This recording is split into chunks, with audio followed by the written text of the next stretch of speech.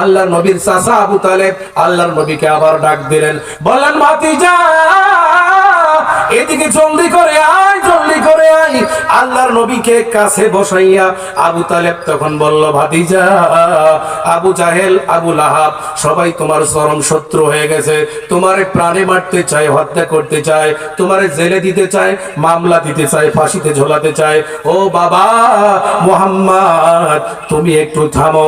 আল্লাহর নবী সাল্লাল্লাহু আলাইহি সাল্লাম, বন্ধুরা আমার আপনার নবী সেদিন জবাব দিয়েছিল, আমার চাচা।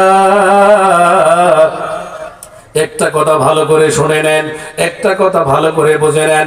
ওই আবু লাহাব, ওই আবু জাহেল আমাকে যদি আসমানের সূর্যটা ডান হাতে দেয় আর চন্দ্রটা যদি বাম হাতে দেয়, দিয়ে যদি বলে মুহাম্মদ তুমি দিন প্রচার করা বন্ধ করো, আল্লাহর জমিনে আল্লাহর আনুগত্য করা, এই কথাগুলা বলা বন্ধ করো।